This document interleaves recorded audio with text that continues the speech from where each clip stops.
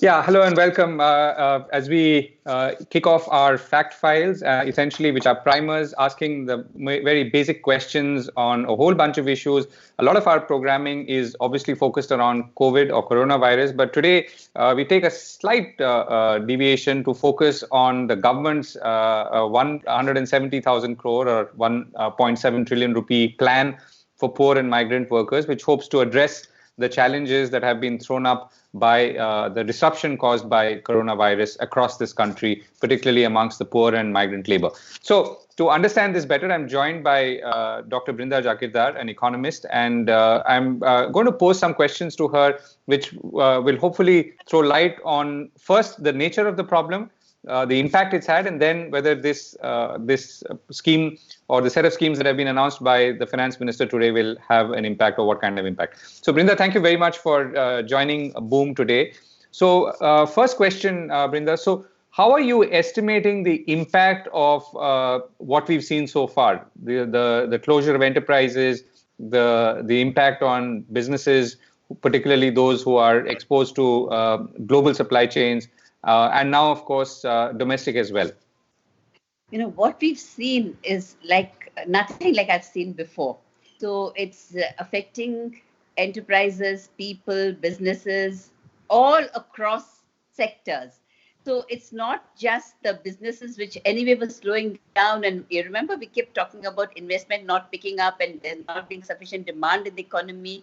Now this has just got compounded.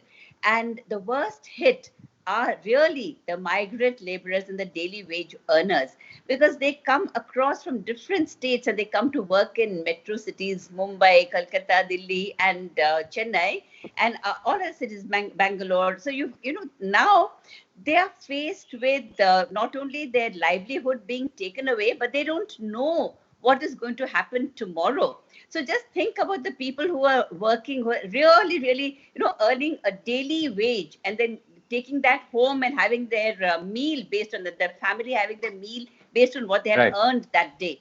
So for that, I think the government has stepped in, and we need to really first calm the situation, and that's the message that the government is giving. We are with you. We are there. You will not starve. There is food, and we will make sure that the food is available to you. And there is money in your bank account. So luckily, we've opened the Jan Dhan bank accounts. And so, almost 700 million people have bank accounts today.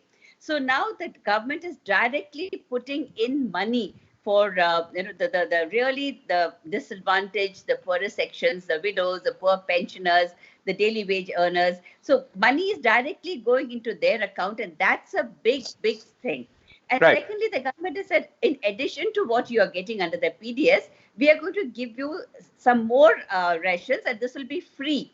And not only that, the beneficiaries under Ujjwala Yojana, there was a really poor households who were getting gas. So it's not enough just to get the ration, but also to be able to get the way to cook this meal. And if you're giving it to one person, remember the whole household is benefited. So it's a really welcome step. And I think let's not say whether it's adequate, more, this, that. I think this is not the time to quibble about such things. The government's message is loud and clear. We are going through a crisis. We are all in it together, and we are with you. Right. Okay. So the only reason I'm asking about how much is only in relation to what is our assessment of the impact of what's happened so far. And to that extent, are you able to say, for instance, this is the impact on our GDP or our economy, which therefore requires it to be compensated to this extent, and we'll come to in what form a little later? It's a little difficult to say, but I will still say that I think that the impact of what we are seeing, the bloodbath across sectors, manufacturing, services particularly hard hit, and of course manufacturing had been slowing down. So across this, the economy was also slowing down. So there are various estimates, and I would say that maybe there's going to be a hit of 4.5%. So this year we may see the GDP actually just stay flat. So we may not see any growth. And to manage a situation like this, I really don't know how much of money is required. But I think this is the first step. The government has looked at now the individuals, the daily wage earners, people who are really scared, worried, and they just don't know what to do next. So I think this is going to help soothe the nerves, douse the fire right now in one section. And I think there will be more to come, because we need help for sectors like aviation, hospitality, hotels, tourism. We need help for everywhere, because these are all labor intensive sectors. So I think pharma. So I think we will see more to come. But I think, Govind, now it's time for us citizens also to step in and do our bit. So whatever we can, however we can, we need to support the people around us, the communities where we live. Right. So if you were to look ahead now, all of these people can get their jobs back, because I mean we did start by talking about migrant labor, can get their jobs back if the organizations that they work for, particularly in the small and medium enterprise sector, are in a position to take them back, or in a position to restart their factories or plants or shops or offices and so on. So obviously that step needs to follow very quickly. And your thoughts on that? I think it will follow. It will. The government will look at now supporting these enterprises which are really providing the jobs, and I think that will be the next step, when banks will also be roped into that. So it's really, I would say, it's a Draghi moment, to do whatever it takes. So we'll find the monetary policy and the fiscal policy working in tandem to get over this situation. So as you rightly say, yes, if they have to come back, the jobs have to be there, and the enterprises which support these jobs need to be alive. So I think the government will do that. Will be the next step, and the government is aware that we need to keep these industries going, especially the small and medium enterprises, which provide the bulk of employment. So Right. I think, Govind, that's going to be the next step. Right. So the first move, if we can call it that, has been to focus on cash transfers and food security. Now, between the two, would you lay more emphasis on any one of them, or do you think both work equally? And is this a strategy that could also work in future as well?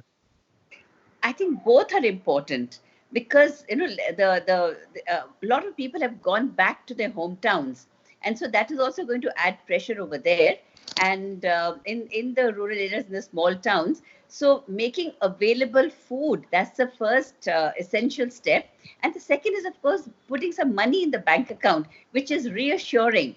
And right now, of course, they can't go out and keep spending the money, but they know that it is there. And tomorrow, if there is an emergency, or tomorrow, if they need to use it, they have the money, because they've lost their jobs, remember? So they don't know where the money is going to come from. So this money which comes into their bank account is really a very major step in reassuring. So I would think both, as the minister also announced, Ann Dhan, both are equally important. Right. So if we were to look ahead and say what and how could things bounce back, what's your sense? Because I mean, it is inevitable that demand will kick in, and maybe at a higher pace than before, because there will be a catch up.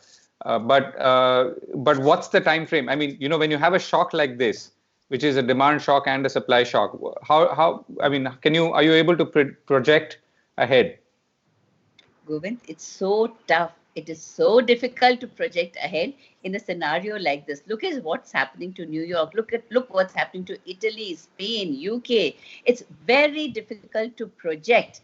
So, but I would say it's not just a 3-week, 2-week matter. It's definitely something much longer. Perhaps the worst would be over in the next 3 weeks, because then we would be able to flatten the curve.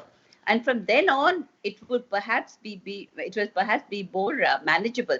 But my own sense is that things would not return to normal in a hurry, and we could look at 2 or 3 months down the line being very much where we are. And I really hope it doesn't get worse. That's the only prayer. Because there's very little else to do. In the meantime, there is some good news coming in. Apparently, New York has been able to flatten the curve.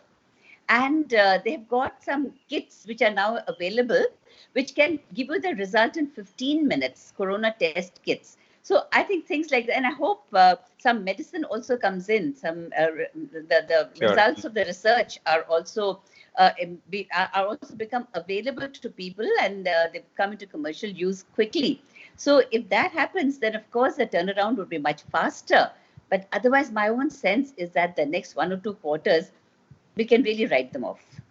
Right. And last question, Dr. Jagidar, do you see any fundamental or structural changes in an economy post a shock like this? I mean, could some things never be the same again? Is that possible? Yes, of course. Some things would never be the same again.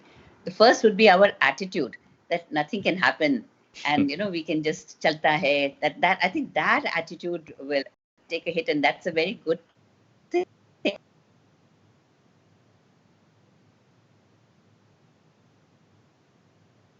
And that is very, very much needed, and I think that would be welcome. But yes, things will never be the same. And do you see, I mean, structural changes in the economy itself? I mean, do you see, for instance, a lot of people are speculating that maybe more people will work from home, that will have an impact on the way we lease office space and so on. I mean, this may change or this may not change. Do you have any thoughts on that? Work from home is not always possible in all situations. So in the tech area, perhaps it would be easy, but then the frontline banking desk has to remain open. The hospitals have to remain open, the hotels, hospitality, They have to function. So work from home may not be possible everywhere, but perhaps companies will now have to have work from home policy. So that would be like, we have a whistleblowers policy, we have a prevention of sexual harassment policy. So I think now companies will also have to put in place a work from home policy. Yes, things will change. Definitely they will. It's never going to be the same again. Like I said, would be our attitude. And then, yes, maybe the way we work, and maybe now there will be more emphasis on work-life balance, perhaps. And I think I'm looking forward to that. Right. Okay. And sorry, absolutely last question. And this is much broader, the nature of globalization. And this is what we are experiencing is really an outcome or a fallout of globalization and the free movement of people between and goods, obviously, and between places.